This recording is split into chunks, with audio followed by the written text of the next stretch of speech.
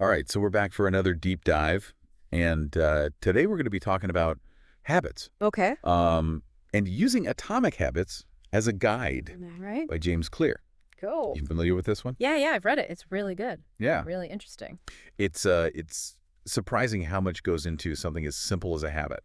Yeah, totally. We don't realize how much, like, those little things that we do every day, like, how much they shape our outcomes, like, good or bad, you know? Right. So it's really powerful stuff.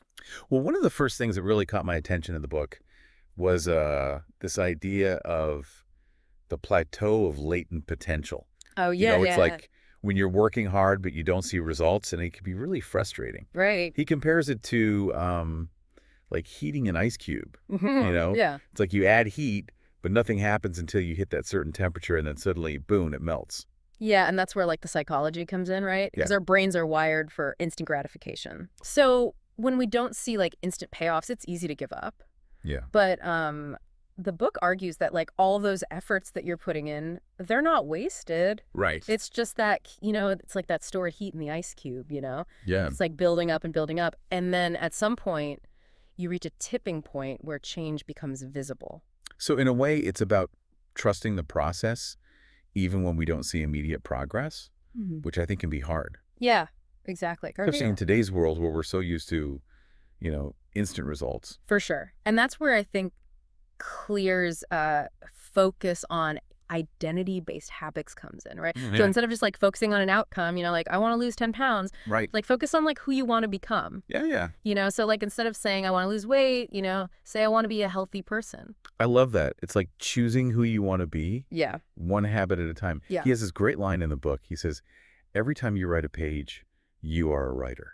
Every time you practice the violin, you are a musician. That's good. Every time you start a workout, you are an athlete. Yeah, yeah, yeah. Yeah. So every action is kind of like a vote for the person you want to become. It's so true. Makes you think about what votes you're casting, huh? It does? Okay, so to really understand how to change these habits, we need to understand how they actually work. And Atomic Habits dives into that through what he calls the habit loop. Yeah. You want to break that down for us?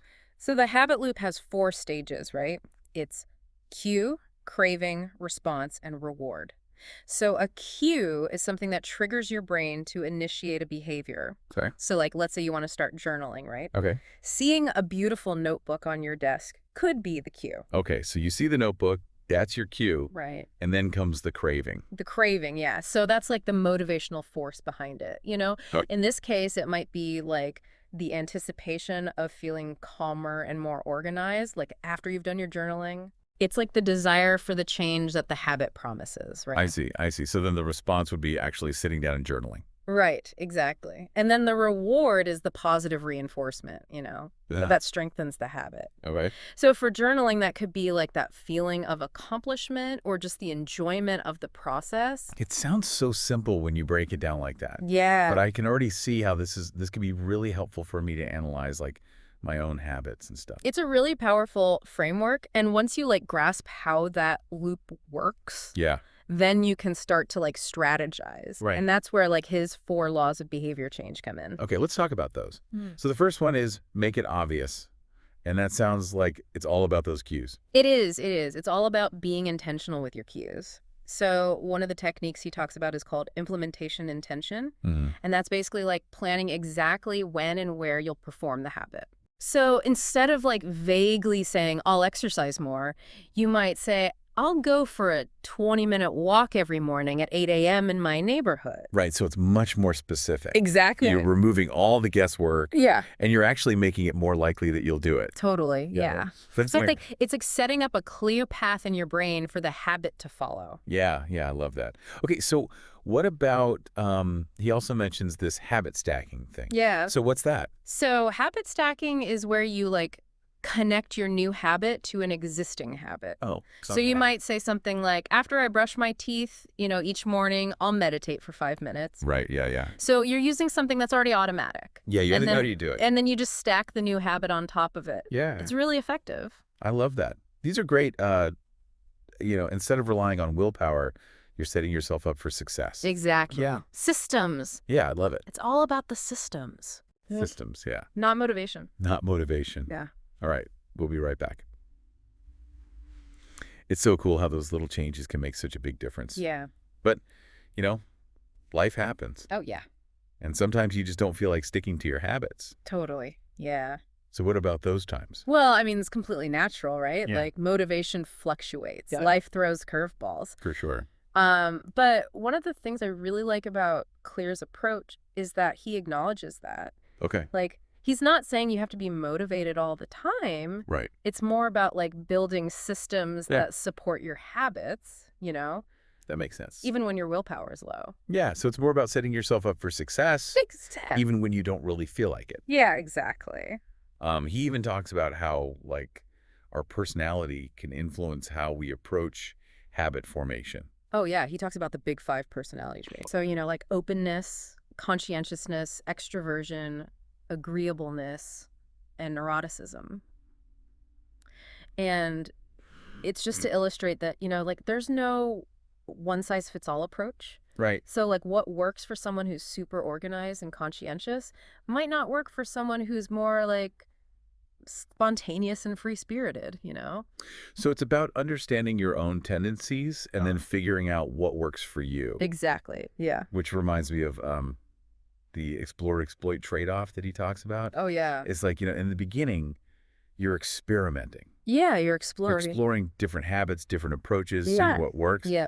But once you find something that resonates with you, Yeah. then you exploit it. Right, yeah. It's like you're figuring out what works, Okay. and then you just double down on that. I like that. So what about, inevitably we're going to slip up, Oh, yeah, for sure. right? Like, nobody's perfect. Absolutely. So what about those times when you miss a day, you break a good habit, you fall back into a bad habit? Yeah, it's going to happen, right? Yeah.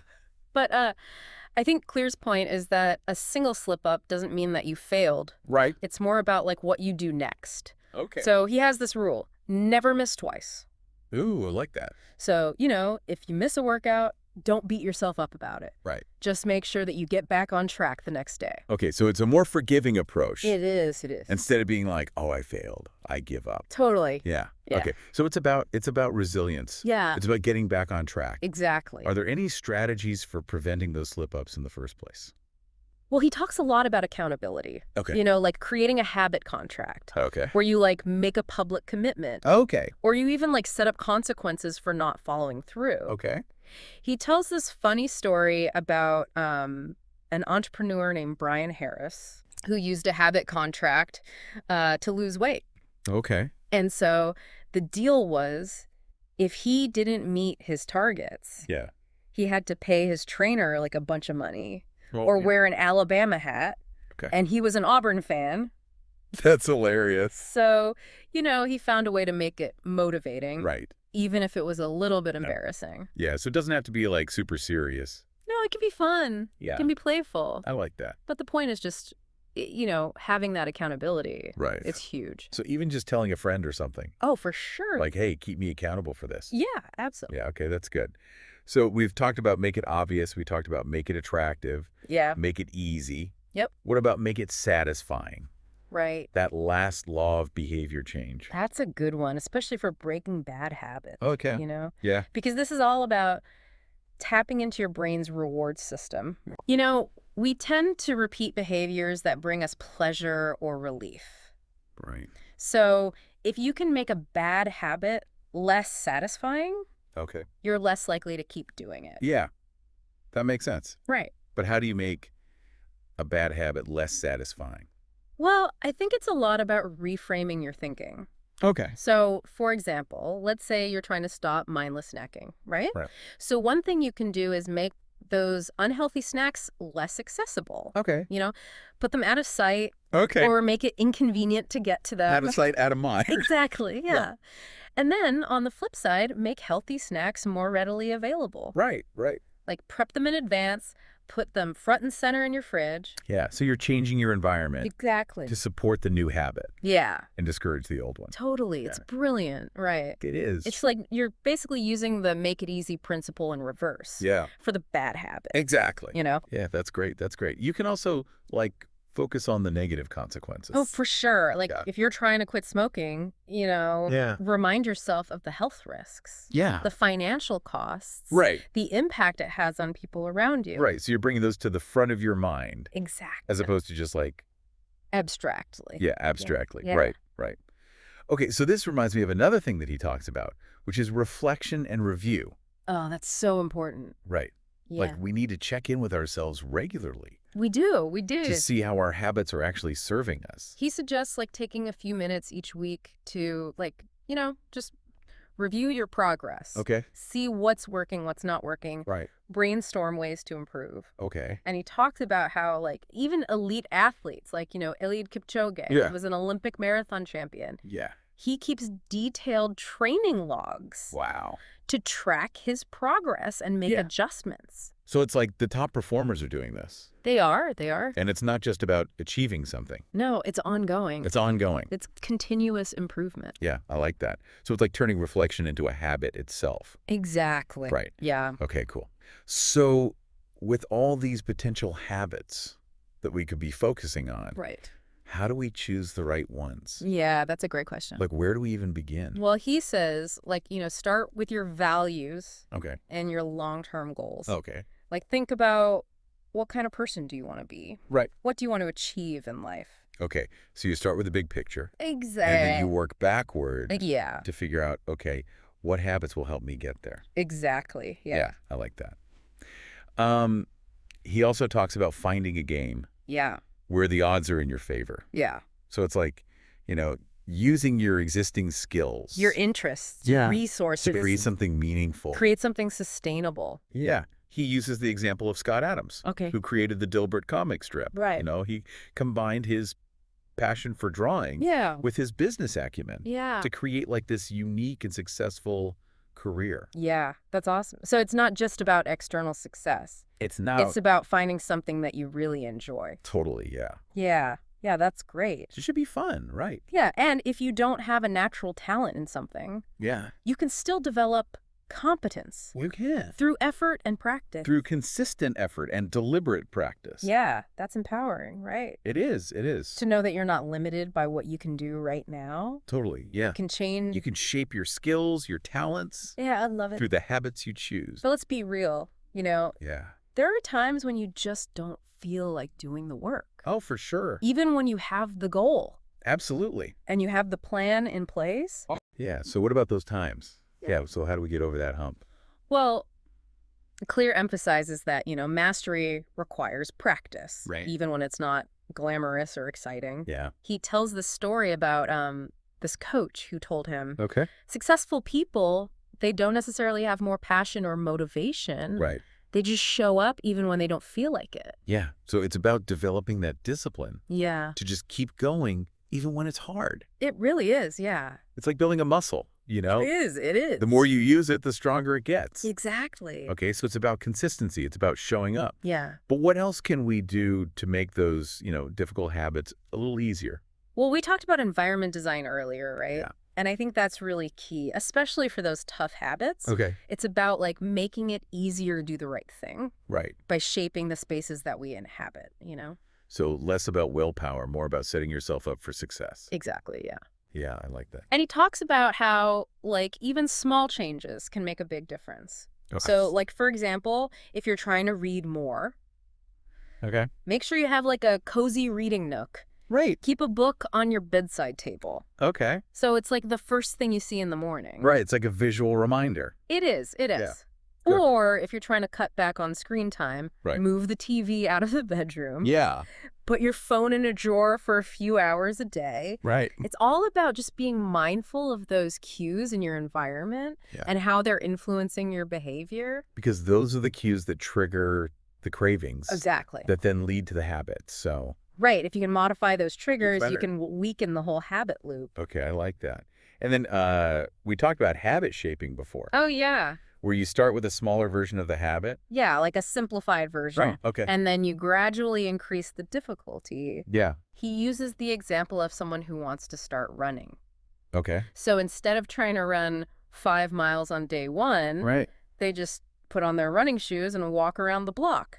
Yeah, much less intimidating Totally. and more likely to actually get you going. Exactly. And it's about building that momentum and confidence. Okay. So as you experience those small wins, you're more motivated to continue, and then you gradually increase the challenge. So it's like embracing the process It is. rather than trying to be perfect from the get-go. Exactly. Yeah. Yeah. And remember, setbacks are going to happen. Oh, for sure. There will be times when you slip up. Right. You miss a day. Yep. But the key is to not let those setbacks derail you.